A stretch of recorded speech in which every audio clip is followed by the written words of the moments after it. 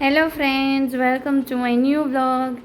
જ્યારે હું વ્લોગ બનાવું ને ત્યારે આ કપડાં પહેરાવ્યું મને યાદ આવે મેં આ કપડાં પહેરીને ફર્સ્ટ મારો વ્લોગ બનાવ્યો હતો. તો અત્યારે વાગ્યા છે રાતના 9 અને અમે પ્લાન કરીએ છીએ નહીં, પ્લાન છે બહાર જમવા જવાનો. તો હું થઈ ગઈ છું રેડી અને હવે અમે લોકો રેડી ના હજી નથી થઈ. હું થઈ ગઈ છું, હવે હું રેડી થાઈશ. ખબર નહીં, હમણાં બસ આવું જ થાય છે. વ્લોગ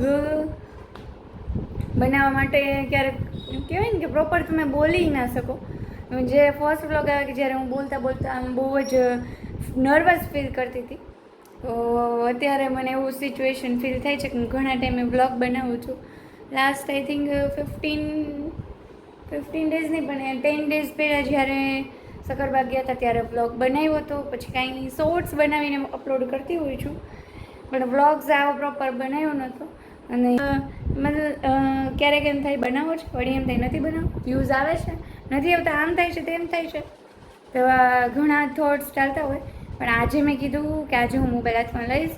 અને હવે ઉનાળો આવશે તો આ વોઇસનો થોડોક પ્રોબ્લેમ રહેશે, કેમ કે પંખો બંધ હશે તો પછી હું આમ કરીશ ને પંખો ચાલુ હશે તો પંખાનો અવાજ આવશે. આઈ હોપ કે તમને પ્રોપર અવાજ આવ્યો હોય. હવે હું તમને મળું રેડી થઈને. બાય.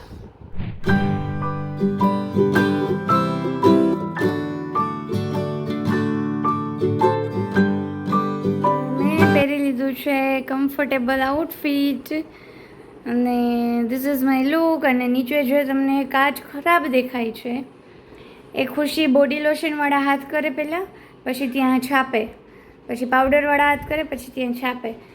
એટલે હું રોજ સાફ કરું તો એ રોજ બગાડે. એ જેવી મને સાફ કરતા જોવે એવી ત્યાં જઈને બગાડી નાખે. So please ignore this. Now I am ready.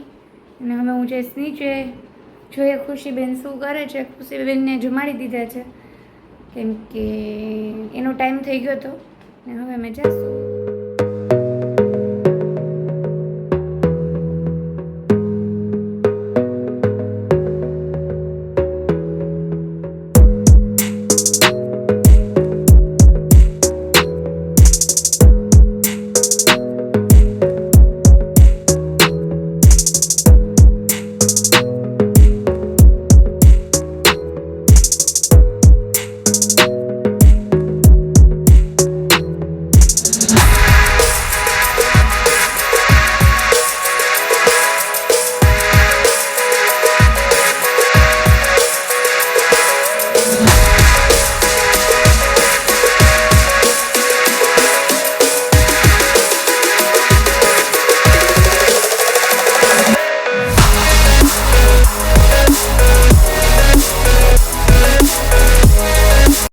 અમે લોકો પહોંચી ગયા હતા રેસ્ટોરન્ટમાં. પછી ત્યાંનું ઇન્ટિરિયર મને બહુ જ ગમે છે, બહુ મસ્ત હતું. હાય ખુશી. પછી જે મસાલા પાપડ ઓર્ડર કર્યો તો એ ખાધો અને પાછી મેં કાંઈ જ ક્લિપ નહોતી લીધી કેમ કે જમવામાં હતા બિઝી. ત્યાં થોડીક વાર બેઠા પછી નેક્સ્ટ ડેના થઈ ગઈ હતી ઇવનિંગ અને હું બનાવતી હતી ગરમા ગરમ ગુલાબજાંબુ. એક બાજુ છે એ તળતી હતી, બીજી બાજુ ચાસણી બનાવતી હતી. અને ગુલાબજાંબુનું જે ટફેસ્ટ પાર્ટ હતો એ કમ્પ્લીટ થઈ ગયો હતો, વિચ ઇઝ એનો જે લોટ છે બાંધવાનો એ. કેમ કે લોટને જેટલો વધારે ફેટે અને એને એકદમ સરસ રીતે કૂણપી કે મસળી અને જો એના ગોળા બનાવીએ ગુલાબજાંબુના તો એકદમ ફાટે નહીં અને બહુ મસ્ત છે એ ફ્રાય થઈ જાય અને એમાં ચાસણી પણ સરસ રીતે ચડી જાય. તો એ ટફ કામ પૂરું થઈ ગયું હતું. હવે બસ આ ફ્રાય થઈ જાય. હું ઘીમાં ફ્રાય કરતી હતી એટલે છે એ ખાલી એડ કરી દેવાના હતા. અને હું ગુલાબજાંબુ બનાવતી હતી કેમ કે અમારી ઘરે બહુ સ્પેશિયલ ગેસ્ટ આવ્યા હતા, નાના મારી ભાણેજ આવી હતી તો એના માટે. પણ એ તો ખાઈ શકવાની નહોતી, પણ એની મમ્મી ખાશે તો પણ મને મજા આવશે. તો મારા સિસ્ટર ઇન લો, એની ડોટરને એ બધા આવ્યા હતા તો બસ મજા હતી. અને હું કરતી હતી કુકિંગ. આ ઓલમોસ્ટ થઈ ગયા done and here it is. This is the final look. અને હવે છે એ આ બનાવતી હતી ભાજી. તો તેલ ગરમ મુકાઈ ગયું હતું અને એમાં બધો મસાલો હવે એડ થતો હતો. રાઈ, જીરું, જેવી રીતે આપણે નોર્મલ છે બનાવીએ જ. લસણ એડ કરી દીધું, ડુંગળી એડ કરી અને ફ્રાય કરી લીધી. એમાં પછી નિમક ને બીજો બધો મસાલો એડ કરી દીધો જ્યાં સુધી ડુંગળી સતળાઈ ન જાય ત્યાં સુધી. તો ડુંગળી સરસ રીતે સતળાઈ ગઈ હતી. પછી એમાં ટમેટાં એડ કરી દેવાના અને આ ગ્રેવી રેડી થઈ જાય પછી ફાઇનલી મેં એમાં એડ કરી દીધું હતું જે બધું સબ્જી પીસીને રાખ્યું હતું એ, અને બાકી આપણે રેગ્યુલર ગરમ મસાલો, લીંબુ એ બધું જે ભાજીમાં બનાવીએ છીએ એ જ. તો એ બધું એડ કરી અને ફાઇનલી છે એ ભાજી બની ગઈ હતી. અને સાથમાં પેરેલલમાં જે છે એ જાંબુની હું ચાસણી પણ બનાવતી હતી. તમે જે ફાઇનલ લુક જોયો એ તો એટ ધી એન્ડ હતો, પણ સાઈડમાં ભાજી બનતી હતી, જાંબુ ફ્રાય થઈ ગયા હતા, પણ હજી ચાસણી છે એ નહોતી બની.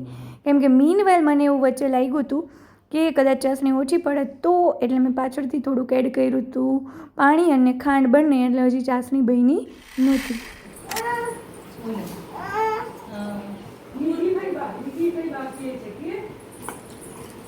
શું કે છે બેટા?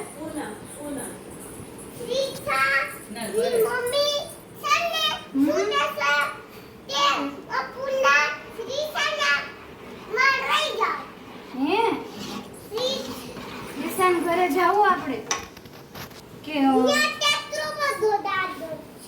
એમ?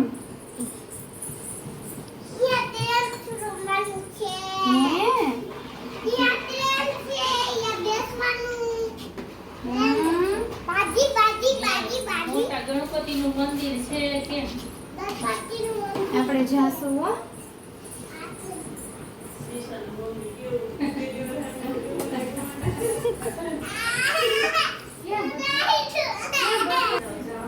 તો ખુશીબેનનું આવું બધું ચાલુ હતું. વચ્ચે વચ્ચે એકવાર એને થોડુંક લાગ્યું તો રોતી હતી, પણ ફાઇનલી છે એ કુકિંગ થઈ ગયું હતું ડન. પછી અમે બધાએ સાથે બેસીને જમ્યું અને બહુ જ એન્જોય કરી.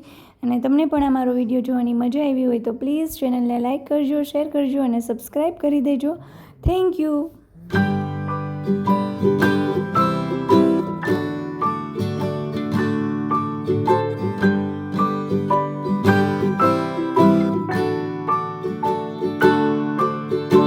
Rock-a-bye baby on the treetop, when the wind blows